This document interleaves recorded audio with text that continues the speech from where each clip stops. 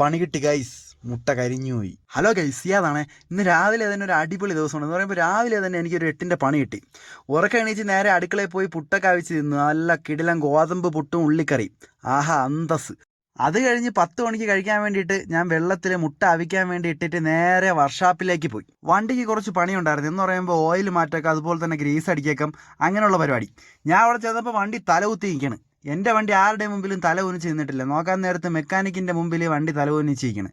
അത് കഴിഞ്ഞ് നേരെ കയറി വന്ന് അടുക്കളയിൽ കയറിയപ്പോഴാണ് അറിയുന്ന ഒരു കരിഞ്ഞ മണം. വേറൊന്നുമല്ല, മുട്ട കരിഞ്ഞ് പണി കിട്ടിയിരിക്കുന്നു. മുട്ട കരിഞ്ഞതുകൊണ്ട് 10 മണി വരെയൊന്നും കാത്തിരുന്നില്ല. അപ്പോഴേ തന്നെ കരിഞ്ഞ ഭാഗം ചെത്തിക്കളഞ്ഞ് അതും കഴിച്ച് നേരെ വണ്ടി കയറി അറിയാലോ, നമ്മൾ അടുത്ത കലാപരിപാടി ഒരുങ്ങക്കാം. 10 മിനിറ്റ് അടിപൊളിയായി ഒരുങ്ങിയിട്ടേ വണ്ടി എടുക്കുകയുള്ളൂ. ഒരുങ്ങിക്കഴിഞ്ഞാൽ നേരെ വണ്ടി എടുക്കുന്നു, ഷിപ്പിലേക്ക് പോകുന്നു. പിന്നെയുള്ള എൻ്റെ പരിപാടി എന്ന് വെച്ചാൽ വെള്ളമടിയാണ്, നിർത്താതെ അടി. അങ്ങനെ പോയി ഞാൻ ഷിപ്പ് എത്തിയ നമ്മളെ പരിപാടി അറിയാലോ, വണ്ടിയിൽ വെള്ളം നിറയ്ക്കുന്നു.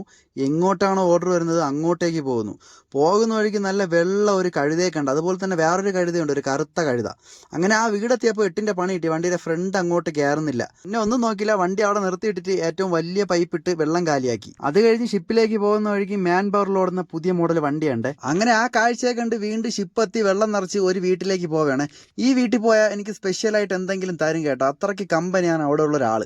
അങ്ങനെ എനിക്ക് പതിവ് പോലെ തന്നെ എനിക്കൊരു കിറ്റ് വന്നു. ആ കിറ്റിനകത്ത് ഈത്തപ്പഴം ഉണ്ടായിരുന്നു, അതുപോലെ തന്നെ ചിക്കൻ ഉണ്ടായിരുന്നു, അതുപോലെ തന്നെ ബിസ്ക്കറ്റ് ഉണ്ടായിരുന്നു, 2-3 ബോട്ടിൽ വെള്ളം ഉണ്ടായിരുന്നു. അങ്ങനെ ആ വീട്ടിൽ വെള്ളം കാലിയാക്കി നേരെ ഷിപ്പിൽ ചെന്ന് വെള്ളം നിറച്ച് അടുത്ത വീടെത്തി. അവിടെ എത്തിയപ്പോൾ ഒരു 8ന്റെ പണി. വേറൊരു വണ്ടി വെള്ളം കാലിയായിക്കൊണ്ടിരിക്കുന്നു. പിന്നെ ഒരു 15 മിനിറ്റ് വെയിറ്റ് ചെയ്യേണ്ടി വന്നു.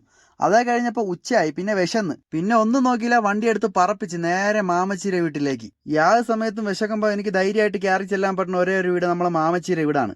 ഈ ഒരു കവാടമൊക്കെ കഴിഞ്ഞ് വേണം നമ്മുടെ മാമച്ചിയുടെ വീടിനകത്ത് കയറാൻ. ഇന്ന് അടിപൊളി നല്ല മീൻകറിയും ചോറായിരുന്നു. അതൊക്കെ കഴിച്ചിട്ട് ഇന്ന് മാമച്ചിയുടെ എന്തോ സ്പെഷ്യൽ ഒരു ഐറ്റം ഉണ്ടെന്ന് പറഞ്ഞു. ഇതാണ് ആ സാധനം.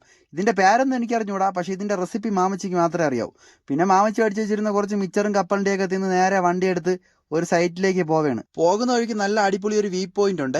ഞാൻ മാത്രം കണ്ടാൽ പോരല്ലോ, നിങ്ങളുടെ കണ്ടു നോക്കിക്കോ. ആ പാമ്പ് പോലെ വളഞ്ഞു കിടക്കുന്നത് ഏകദേശം 20 കിലോമീറ്റർ ഉള്ള ഒരു റോഡാണ്. ഞാൻ ആ ഒരു വീടെത്തിയത്. ഈ കാണുന്ന സൗദി ഞാനും നല്ല കൂട്ടാണ്.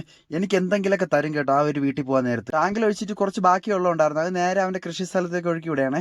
അങ്ങനെ ഇന്ന് ആ വീട്ടിൽ നിന്ന് എനിക്ക് തന്നത് ഈ ഒരു സാധനം കേട്ടോ. ഈ ഒരു സാധനം എന്താണെന്ന് അറിയാമെന്നുള്ളവരൊന്ന് കമന്റ് ചെയ്തേക്കണേ. അങ്ങനെ വെള്ളം അടിച്ച് ഇന്നത്തെ സമയം പോയത് അറിഞ്ഞില്ല. അപ്പോൾ ഇന്നത്തെ വീഡിയോ ഇത്രയേ ഉള്ളൂ. Tata, bye bye.